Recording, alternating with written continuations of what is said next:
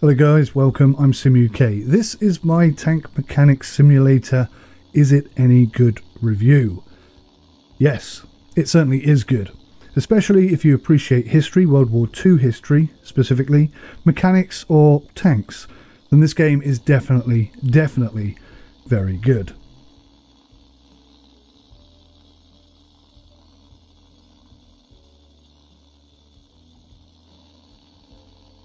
Now, I've been sent a preview demo key from Playway, so this is not the full game. There are some bugs present, and as such, this is not technically a full and final review.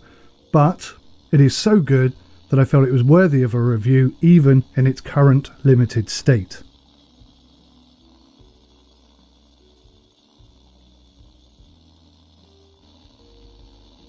The Tank Mechanics Simulator could be called Tank Museum Simulator. In fact, in many ways that would be more accurate. As in this demo at least, the engine has limited detail. You can remove the engine from the tank and it does not require you to remove anything that might be in the way, restricting that from happening. Once it's removed, the limited detail continues. I must emphasise this is the demo and I'm not sure what will be present in the full release. I expect the full internals of the engine will be fully modelled, and they may even be now. I mean, these engines are a good, what, 70, 80 years old perhaps in some cases. So yeah, okay, I don't know what an engine back in 1930 actually looked like, or 1940 more accurately, but yeah, it didn't seem to have a lot of detail in this particular demo. But even with this potential limitation, the game is excellent fun, if a little bit repetitive.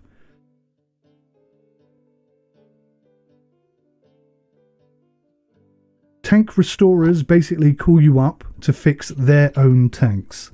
You have to remove the rust, sand it down, prime it, paint it, and then if they want, I guess, customize it. But really and truly, in order to complete the first few jobs, you barely need to do anything.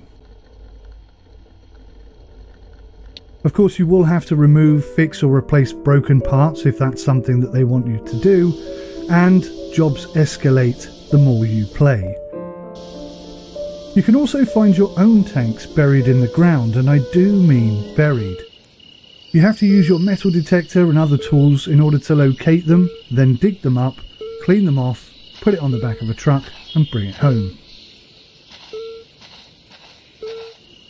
Tank Mechanics Simulator is basically a cut and paste adaptation of Mechanics Simulator or Train Simulator or Tractor Simulator. As such, the game has all the same drawbacks, albeit slightly different.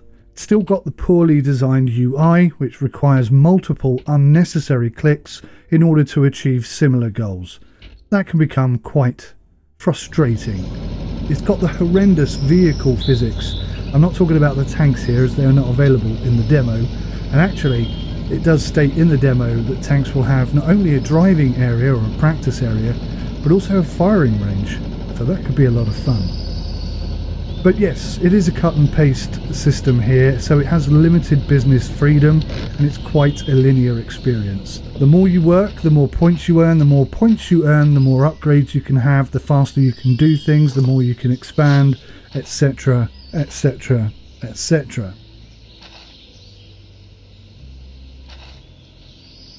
The museum, however, I did not know about before I started playing this game, and it was a really nice and unexpected feature. I absolutely love it. Again, the museum itself is quite a linear, limited feature, but with some freedom, and there's also a bunch of discoverables that you can display as well. Now, I'm not entirely sure what that's going to be. Certainly the display boxes would suit helmets, if you were to discover some helmets. Maybe some pistols, but I didn't see anything that would fit maybe a Panzerschreck or any other kind of weapon, knives, things like that. I think probably we're talking about helmets. Maybe not. Maybe bullet rounds and shells. I'm not entirely sure. But yeah, it's certainly a feature that I like and I appreciate. You've also got the ability to make your own posters and displays, and if you can actually make your own, like physically make your own and upload them to the game and use those, then that would be pretty cool. But I don't know if that is going to be a feature or not. What I did find to be really fun was the repaints and the camouflage.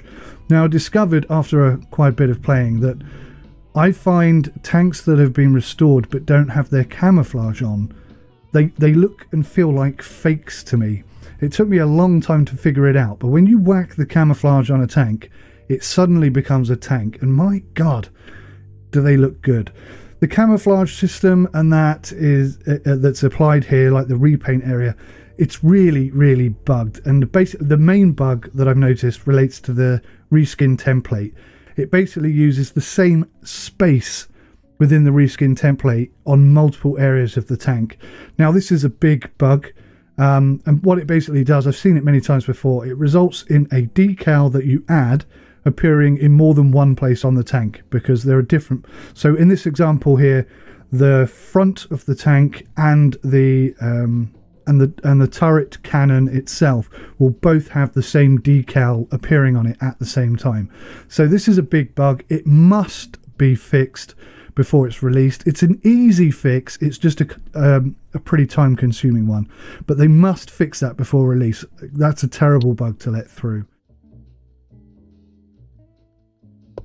There are a few other bugs that I've bumped into as well. I've been unable to attach certain parts unless I move myself to a particular angle, and in all honesty, there's quite some element of realism to that, but I don't think, you know, although they call this a simulator, I really don't think it's ever quite ticked the box as a simulator.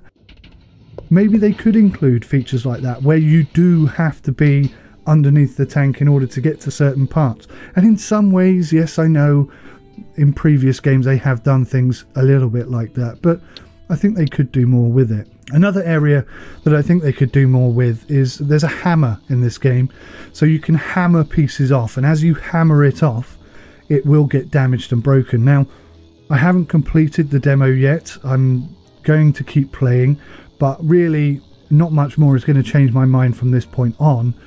However, when the full release game comes out, I will do another review, a more updated, fully fleshed out review. But I do feel like there should be some bolts and elements that will not come off. You cannot get them off, and you have to grind them off. Now, there is a grinder available in the game that you can unlock. I'm not entirely sure if it's available in this particular demo because I ran out of points to buy it, so I was unable to buy it.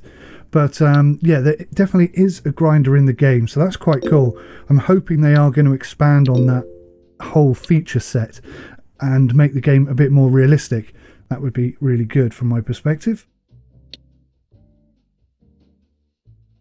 Moving vehicles. If you move a vehicle from the museum to the paint shop, you'll find that one of the other vehicles replaces it at the same time. Now that's a bug.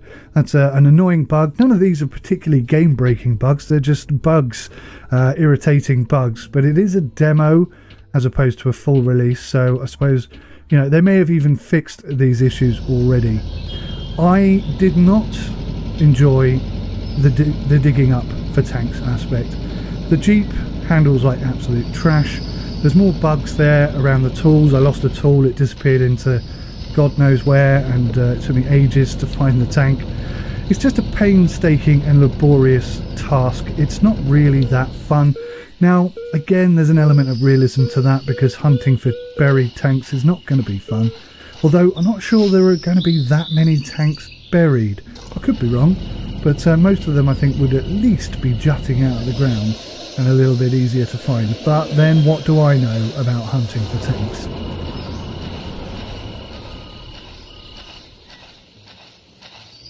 Again, you know, the UI is, especially in this area, when you're hunting for tanks, the UI was so click heavy and movement was so slow. And yes, you can buy upgrades that make that a whole lot faster and a lot easier, but I just really didn't enjoy the experience from start to finish. That being said, discovering a hidden gem like a tiger, that is rewarding. So the end result is a good one, but actually getting to find it and dig it out, I just didn't enjoy it very much. Maybe there's hope for this segment. You know, there is certainly a bunch of upgrades like the drone, and there's another thing I forget the name of, that allow you to find the tanks a lot easier. Maybe that will improve things. There are also a whole bunch of upgrades that will allow you to walk faster and stuff like that. So yeah, it could be good in the future, but I found it quite irritating, to be honest with you. But I was glad to have found a Tiger tank and repair it, so that was pretty cool. Climbing in and out of the tank's turrets, again, that's pretty cool. Trying to crouch down and get into the nook and crannies. It would be so good, though, if the whole transition from one place to another was smooth and not... there's so many loading screens in these games, and I just don't see the need for them. It's not that big a game. Going from the workshop to the museum should not take 2 minutes of my life to achieve. It's not that big an ask. And I really think they ought to focus on improving these parts of the game rather than just copy-paste, slam dunk, there's another one. Let's do lawnmowers, slam dunk, boom. Let's do refrigerators, slam dunk, boom. The existing problems are still there. It's still frustrating in the same areas, and they could do... I mean, it wouldn't have to do much, but they could do little things to make life a lot easier, like reduce the number of clicks in order to achieve certain tasks. But anyway, back to the tanks and the turrets, trying to crawl around and get to all the parts that need to be have the rust removed and get sanded down and repainted. It really does make you realise just how cramped it was in there, and how cramped and hot and difficult it must have been to operate in that, especially in World War II. And for me at least, it really makes me appreciate how brave the tank crews were in World War II, and also in modern day today as well. So it's a difficult job. I'll definitely have more respect, even more respect than I did before. Like all previous editions before it, you can customise the walls, the floors, even the posters now, and I actually really quite like the posters.